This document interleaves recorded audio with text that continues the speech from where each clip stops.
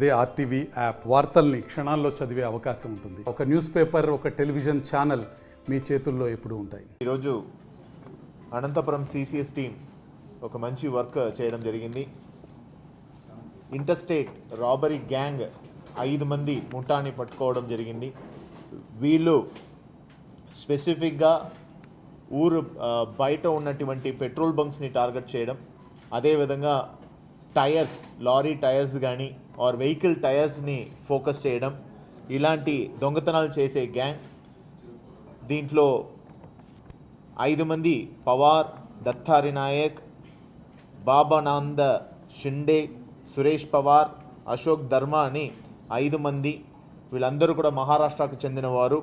వీళ్ళతో పాటు ఇంకా కొంతమంది వీళ్ళతో కలిసి దొంగతనాల్లో అండ్ రాబరీలో పాల్పడినట్టు గుర్తించడం జరిగినాయి. వాళ్ళు అబ్స్కాండింగ్లో ఉన్నారు. వాళ్ళని పట్టుకోవడానికి కూడా టీమ్స్ని కన్సర్న్ స్టేట్కి పంపించున్నాము.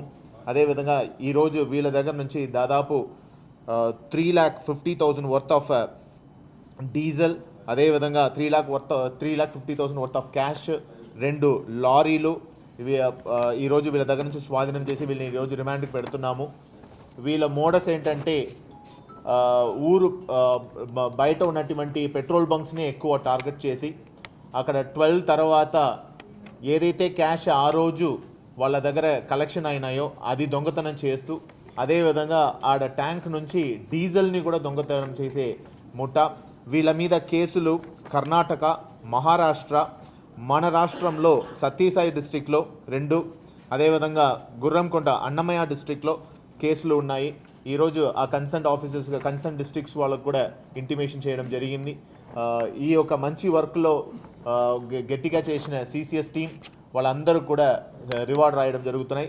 ప్రస్తుతం ఈరోజు మనకు వీళ్ళు మన జిల్లా వరకు రాప్తాడు కేసులో రిమాండ్ అవుతున్నారు. రాప్తాడులో గతంలో పెట్రోల్ బంక్లో చేసిన దాడిలో వీళ్ళు గ్యాంగ్కి సంబంధించిన వాళ్ళే అనేది వాళ్ళు కన్ఫర్మ్ చేయడం, ఈరోజు వాళ్ళని రిమాండ్కు పంపిస్తున్నాం. Thank you.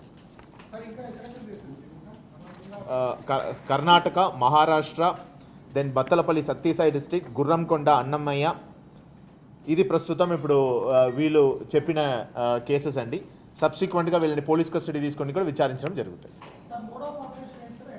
నైట్ 12 తర్వాత ఏదైతే ఊరు అవతల ఉందో, సో సిన్స్ అవుట్స్కర్ట్స్లో ఉంటాయి కాబట్టి పెద్దగా జనసంచారం ఉండదు. సో ఆ టైం, అది నైట్ టైం తర్వాత 12 తర్వాత ఆ పెట్రోల్ బంక్స్ని టార్గెట్ చేయడం, అక్కడ వెళ్ళి బెదిరించి డబ్బు తీసుకోవడం మాత్రం కాకుండా వీళ్ళ దగ్గర ఓన్ పంప్ ఉంది.